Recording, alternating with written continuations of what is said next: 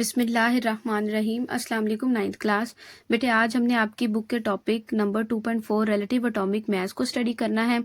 Atomic mass के बारे में हमने पढ़ा था कि किसी भी एटम के न्यूक्लियस के अंदर जितने टोटल नंबर ऑफ प्रोटॉन और न्यूट्रॉन होते हैं ना, उसको हम जो है वो एटॉमिक मास कहते हैं। तो फिर रिलेटिव एटॉमिक मास का क्या मतलब है, चले पढ़ते हैं।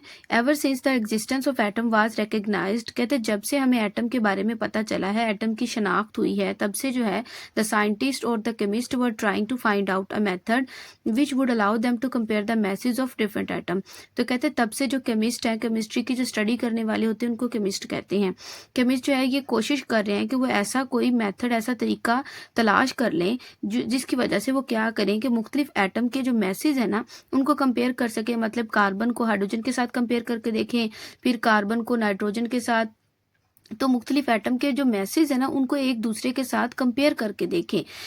तो लेकिन ये कंपैरिजन ज़रूरी क्या है, उसका आंसर जो है ना उन्होंने आगे बताया है। इट वाज नेसेसरी, ये ज़रूरी है, बिकॉज क्योंकि without knowing the relative message of atom, कि अगर हमें एटम के रिलेटिव मैसेज का पता ही नहीं होगा, we would not know in which ratio of masses we mix the reactant to carry out the chemical reaction. तो कहते हैं अगर हमें मुख्तलिफ एटम के मैसेज का पता ही नहीं होगा, अगर उनके दरमियान में हमें कंपैरिजन का नहीं पता होगा कि कौन सा जो एटम है दूसरे एटम से जो है वो कितने गुना भारी या कितने गुना हल्का है, तो हम जो है मुख्तलिफ तरह के रिएक्शंस परफॉर्म नहीं कर सकते। क्योंकि हमने जब केमिकल रिएक्शन कोई परफॉर्म करना होता है तो उसके अंदर हम जो है हमें ये पता होता है कि हमने किस रेशियो के अंदर मुख्तलिफ एटम को जो है ना वो मिक्स करना है। तो हम जो है वो कहते हैं we will not know in which ratio of masses, कि हमें ये फिर नहीं पता होगा कि किस रेशियो में हमने जो मैसेज हैं मिक्स करने हैं डिफरेंट एटम्स के रिएक्टेंट के तौर पर किसी भी केमिकल रिएक्शन को करने के लिए। फिर कहते हैं इन 1961 the chemist adopted a new scale for 1961 में केमिस्ट था, उन्होंने एक नया स्केल जो था अडॉप्ट किया for the measurement of relative message of atom. Atom के रिलेटिव मैसेज को मेजर करने के लिए 1961 के अंदर जो है ना केमिस्ट ने एक नया स्केल जो था वो अडॉप्ट किया। The unit mass on the scale is, और उसके ऊपर जो यूनिट मास था वो 1/12 of the mass of the lighter isotope carbon taken as 12। अब उसके अंदर जो स्टैंडर्ड मानकर चल रहे थे ना वो हम कार्बन एटम को मानकर चल रहे थे और कार्बन 12 को मानकर चल रहे थे। ठीक है, उसके बाद the mass of one atom of carbon on this scale exactly 12 and the mass of other atom are measured relative to this unit. अब कहते हैं कि जितने भी सारे एटम थे ना, कार्बन को हमने मान लिया स्टैंडर्ड, उसी स्टैंडर्ड के साथ हमने तमाम के तमाम जो एटम थे ना उनको कार्बन के साथ रिलेट करके जो था कंपेयर करना शुरू कर दिया। ठीक है, अब ये जो हमने इतनी ये जो सारी हमने यहाँ तक जो है बेटे ये जो है ना ये सारी याद नहीं करनी। आपने क्या करना है, आपने यहाँ से लेकर यहाँ तक जो है ना सारा जो है ना सिर्फ उसको रीड करना है। एमसीक्यू के हिसाब से या फिर जनरल नॉलेज के हिसाब से आपने उसको रीड करना है। ठीक है, याद नहीं करना है। ठीक है, याद आपने यहाँ से स्टार्ट करना है। यहाँ पर आपने डेफिनेशन की हेडिंग देनी है। The relative atomic mass of an atom of an element defined as the mass of an atom of that element relative to the mass of lighter isotope of the carbon taken as 12। वही बात जो भी मैंने की कि relative atomic मास किसी भी atom का वो मास है जिसको हम जो है कार्बन 12 जो है ना उसके साथ जो है वो कंपेयर करके चल रहे होते हैं। The relative atomic mass of element are expressed in atomic mass unit. जो जितने भी रिलेटिव एटॉमिक मासेज होते हैं उसको हम एटॉमिक मास यूनिट, जिसको हम AMU से जाहिर करते हैं, इसके अंदर मेजर करते हैं। उसके बाद it is defined as 1/12 of the mass of the carbon 12। इसको हम कैसे डिफाइन करते हैं, 1/12 of the mass of the carbon 12। अब 1 AMU जो है 1.67377 into 10 raise to the power -27 kg इसकी वैल्यू है। यह आपको शॉर्ट क्वेश्चन की फॉर्म में भी पूछा जा सकता है कि व्हाट इज AMU, तो आपने यहाँ से लेकर यहाँ तक लिख देना है। इसके अलावा ये भी आपसे पूछ सकते हैं कि 1 AMU किसके बराबर है, तो आपको ये वैल्यू याद होनी चाहिए, बहुत बहुत इंपॉर्टेंट है। इसके बाद आपने एक एग्जांपल करनी है। The mass of one atom of hydrogen on atomic scale is 1.008, के हाइड्रोजन का जो एटॉमिक स्केल के ऊपर जो मास है वो 1.008 है। AMU है इसी तरीके से 1 एटम सल्फर जो है मास यूनिट के स्केल के ऊपर वो 31.972 है। तो ये आपने सारा जो है ये पैराग्राफ रीड करना है, लेकिन आपने जो याद करना है यहाँ से लेकर यहाँ तक आपने जो है ना याद करना है। इसी तरीके से जो उर्दू मीडियम के बच्चे हैं बेटे, आपने ये जो सारा पैराग्राफ सिर्फ रीड करना है, इसको याद नहीं करना। आपने यहाँ से स्टार्ट करना है, डेफिनेशन की हेडिंग देनी है, ऊपर वाला सारा पैराग्राफ जो है सिर्फ उसको पढ़ना है, छोड़ देना है। रीड करना है, इतने अच्छे से रीड करना है कि आपको समझ आनी चाहिए कि इसके अंदर क्या लिखा है। वैसे जितना भी मैंने आपको बताया है एक्सप्लेनेशन के अंदर, वही सारी चीजें यहाँ पर लिखी गई हैं। तो यहाँ से लेकर यहाँ तक आपने सिर्फ रीड करना है। याद आपने जो है ना वो यहाँ से स्टार्ट करना है, डेफिनेशन की हेडिंग देकर। ठीक, यहाँ पर आपने भी 1 एटॉमिक मास यूनिट की वैल्यू को अच्छे से करना है। तो यहाँ से लेकर तक आपने जो है ना ये एग्जाम्पल के साथ करना है। उसके बाद नेक्स्ट जो मिनी एक्सरसाइज है वो भी मैं आपको करवाती हूँ। यहाँ पर जो एक्सरसाइज है, how would you compare the masses of atom of magnesium and chlorine, इसका जो आंसर है मैं यहाँ पर है, आपने अच्छे से अपने जो है नोट्स के अंदर इनको नोट डाउन कर लेना है।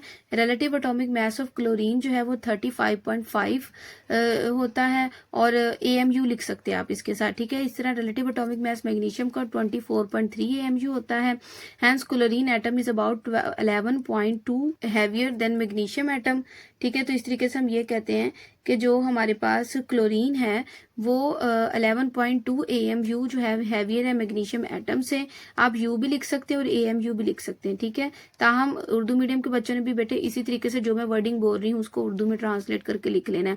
तो आपने भी बिल्कुल ऐसे ही लिखना है, उर्दू में कर लेना है। ग्रीन का रिलेटिव एटॉमिक मास इतना है, और मैग्नीशियम है उसका रिलेटिव एटॉमिक मास इतना है। और ताहम उर्दू में ये वाली लाइन जो मैंने ट्रांसलेट करके यहाँ पे लिखती है, ताहम क्लोरीन एटम मैग्नीशियम से भारी है क्योंकि क्लोरीन का एटॉमिक मास यूनिट मैग्नीशियम से ज्यादा है। तो इस तरीके से आपकी उर्दू और इंग्लिश मीडियम दोनों मीडियम के बच्चों की ये जो मिनी एक्सरसाइज है मैग्नीशियम और क्लोरीन के दरमियान में कंपैरिजन की, ये कंप्लीट हो जाएगी। नेक्स्ट हमारे पास है calculation of relative atomic mass from the isotopic abundance. ठीक है, तो आइसोटॉपिक अबंडेंस से हम जो है रिलेटिव एटॉमिक मास की कैलकुलेशन कैसे कर सकते हैं। तो पढ़ते हैं, an element usually consist of few different isotope with different message number. कहते हैं कि एलिमेंट जो है वो आमतौर पर मुख्तलिफ आइसोटॉप पर मुश्तमिल होता है। आपने देखा ना, हाइड्रोजन के 3 आइसोटॉप हैं, कार्बन के भी 3 आइसोटॉप हैं। इसी तरीके से वो कह रहे हैं कि बहुत के जो एलिमेंट है उसके मुख्तलिफ आइसोटॉप होते हैं। ठीक है, विद डिफरेंट मैसेज के साथ, their masses are called relative isotopic masses. तो उसके जो मैसेज होते हैं, these mass number are called relative isotopic masses. इन मैस नंबर को हम रिलेटिव आइसोटॉपिक मैसेज कहते हैं। यहाँ पे एक आइसोटॉपिक मैस की डेफिनेशन बन रही है। ठीक है, उसके बाद each isotope will also have its own naturally occurring abundance. ठीक है, which is called isotopic abundance. तो यहाँ पर 2 डेफिनेशन बनकर आ रही हैं, एक आइसोटॉपिक मैसेज की और एक आइसोटॉपिक अबंडेंस की। ये आपने अच्छे से कर लेनी है। हमने रिलेटिव एटॉमिक मास वाला आपको पता है सारा नहीं करना, मैंने आपको स्किप करवाया और अंदर से डेफिनेशन जहां से स्टार्ट करवाई है वहीं से आपने करना है। मतलब कि मेनली आपने जो है ये टॉपिक जो है वो यहाँ से स्टार्ट करना है, और उसके बाद ये जो कैलकुलेशन का जो टॉपिक है ये आपने आगे जरूर करना है। उसके बाद relative atomic message of an element can be calculated from the relative isotopic message and isotopic abundance. ये फार्मूला यूज करके कहते हैं हम जो रिलेटिव एटॉमिक मैसेज है ना एलिमेंट के, उनको हम कैलकुलेट कर सकते हैं। कैसे? M1P1 plus M2P2 plus M3P3, और इसी तरीके से चलते जाएंगे, डिवाइडेड बाय 100। ठीक है, तो ये हमारे पास जो है वो इसका जर्नल फॉर्मूला है, आपने ये कर लेना है। ये वाली डेफिनेशन कर लेनी है, ये वाली डेफिनेशन कर लेनी है। ये चाहें तो आप इतना लिखें, अदरवाइज आप डायरेक्ट जो है रिलेटिव एटॉमिक मैसेज लिखकर जो है relative atomic message can be calculated by this formula, इस तरह की हेडिंग देकर आप जो है वो ये वाला लिख सकते हैं। नेक्स्ट हमारे पास यहाँ पर लिखा हुआ है, एग्जाम्पल ही दी हुई है। ठीक है, the element krypton has 5 isotope. तो आपसे MCQs में पूछा जा सकता है कि क्रिप्टॉन के जो है वो कितने आइसोटॉप होते हैं। तो आपने यहाँ पर हाईलाइट करके लिख लेना है या फिर अंडरलाइन करना है कि क्रिप्टॉन के जो है वो 5 आइसोटॉप्स होते हैं। ठीक है, हो सकता है कि आपको रिलेटिव आइसोटॉपिक मास और आइसोटॉपिक अबंडेंस दे दें और आपको फिर कहें कि आप इसकी रिलेटिव एटॉमिक मैसेज निकाल कर दें, तो आपको ये कैलकुलेट करने आने चाहिए। तो क्रिप्टन के 5 आइसोटॉप हैं, पहले की आइसोटॉपिक अबंडेंस ये है, दूसरे की ये, तीसरे की ये है। इस तरीके से हमारे पास ये सारी वैल्यूज हैं। अब आइसोटॉपिक अबंडेंस को हमने कैलकुलेट कैसे करना है, ये हमें सारी जो वैल्यू दी हुई थी ये हमने कर ली। तो relative isotopic mass of krypton निकालने के लिए हमने करना क्या है, यहाँ पर देखिए आपने क्या करना है बेटे। आपने सबसे पहले पहला जो है ना, जैसे 80 लिखा हुआ है, इस 80 को आपने 2 के साथ मल्टीप्लाई कर देना है। फिर 82 को आपने 12 से मल्टीप्लाई कर देना है। 83 को आपने जो है वो 12 से मल्टीप्लाई कर देना है, और फिर बाद में इन सबको ऐड कर देना है। जैसे मैं आगे आपको दिखाती हूँ, जैसे यहाँ पर किया हुआ है कि जो 80 था उसको 2 से मल्टीप्लाई कर दिया, फिर नेक्स्ट जो था उसको 82 को 12 के साथ, 83 को 12 के साथ और सारी वैल्यूज को मल्टीप्लाई करके फिर सबको जो है वो ऐड कर दिया। जैसे लास्ट वाला 85 है, ठीक है, 85 को जो सामने उसकी आइसोटॉपिक अबंडेंस है ना उसके साथ मल्टीप्लाई कर दिया, 85 मल्टीप्लाई बाय 17, ये देखो यहाँ पर सारे इसी तरीके से आपने करे, फिर इनको ऐड कर देना है और ऐड करके जब 100 पे डिवाइड करेंगे तो हमारे पास 83.7 निकल कर आ जाएगा। अच्छा, इसके अंदर जो है ना सैंपल नंबर 2 जो है इसके अंदर हमने जो है वो टॉपिक मास निकालना है क्लोरीन का और उसकी रिलेटिव एटॉमिक मास हमें दिया हुआ है, ठीक है। तो टॉपिक मास हमने निकालना है, रिलेटिव एटॉमिक मास हमें दिया हुआ है।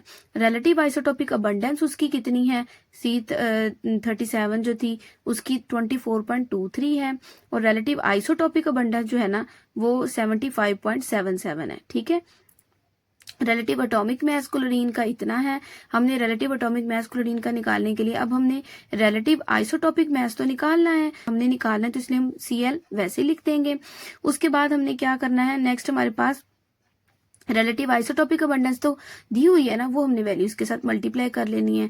उसके बाद हमने क्या करना है, ये जो नेक्स्ट वैल्यू 37 और 24 इन दोनों को मल्टीप्लाई कर देना है, ठीक है। उसके बाद क्या करना है, यहाँ पर हमारे पास ये वाली वैल्यू आ जाएगी। अब यहाँ पर relative isotopic mass of chlorine तो हमें दिया हुआ था, वो हमने यहाँ पर वैल्यूज की पुट कर ली। हमने क्या किया कि हमारे पास ये 100 मौजूद था, अब यहाँ पर भी पॉइंट को खत्म करते हैं तो हमारे पास 100 आ जाता है, तो ये जो 100 है वो कट हो जाएंगे। उसके बाद क्या होगा, हमारे पास यहाँ पर जो 37 और 24.23 इन दोनों को मल्टीप्लाई करेंगे तो हमारे पास जो आंसर निकल कर आएगा वो आएगा 89.651 आएगा, ठीक है। उसको हम यहाँ से निकाल कर यहाँ ले जाएंगे। असल में ये वाला आंसर इन दोनों को मल्टीप्लाई करने से आया, हमने इसको यहाँ ले गए। उसके बाद हमने क्या किया, जब इन दोनों को माइनस किया तो हमारे पास ये आ गया और इस वैल्यू को हमने जो था यहाँ से ये वाली वैल्यू को शिफ्ट करके यहाँ कर दिया, ठीक है, और इस पे डिवाइड किया तो हमारे पास क्लोरीन की जो थी relative atomic mass of light isotope of chlorine जो है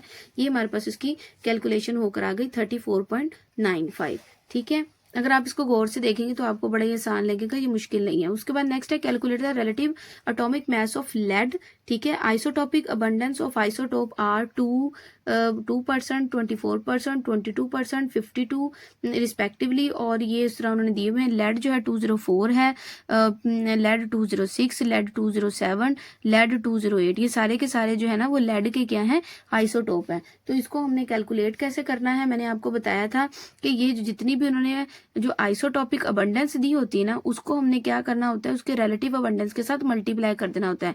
मतलब कि हमने क्या करना है, 204 को पहले 2 के साथ मल्टीप्लाई कर देना है, फिर 206 को 24 के साथ, फिर 207 को 22 के साथ और फिर 208 को 52 के साथ, तो फिर सबको ऐड करके हमने 100 पे जो है वो डिवाइड कर देना है। करना कैसे है वो भी मैं आपको बता देती हूँ। यहाँ पर देखें कि रिलेटिव अबंडेंस की कैलकुलेशन मैंने अभी जो आपको बताई, हमने 204 को 2 के साथ मल्टीप्लाई किया, फिर 206 को 24 के साथ, फिर 207 को 22 के साथ और 208 को 52 के साथ। सेम बेटे ऐसे जैसे मैंने अभी आपको बताया था कि ये 204 को 2 के साथ किया, जैसे मैंने आपको यहाँ पे बताया 204 को 2 के साथ कर दिया। उसके बाद 206 को 24 के साथ किया, यहाँ पर जैसे 206 को 24 के साथ किया। इसी तरीके से हमने 207 को जो है वो 22 के साथ किया, 207 को 22 के साथ किया। अब आपको समझ आ गई होगी। अब हम ये जो है ना नोट से करते हैं।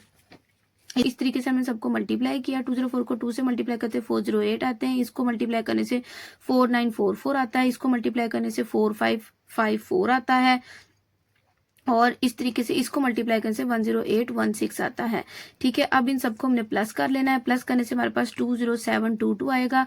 100 पे हमने जो है इसको डिवाइड कर देना है।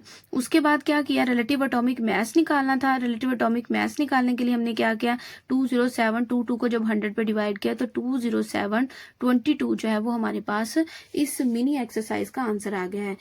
उर्दू मीडियम के बच्चों ने भी बिल्कुल इसी तरीके से जो है ना इसको जो है वो नोट कर लेना है, ठीक है बेटे। उम्मीद करती हूँ आपको समझ आ गई होगी, ठीक है। आज के लेक्चर में के अंदर हमने यही डिस्कस करना था। अगर आपको मेरी वीडियो पसंद आई हो तो आपने मेरी वीडियो को लाइक, शेयर और सब्सक्राइब करना है। अल्लाह हाफिज।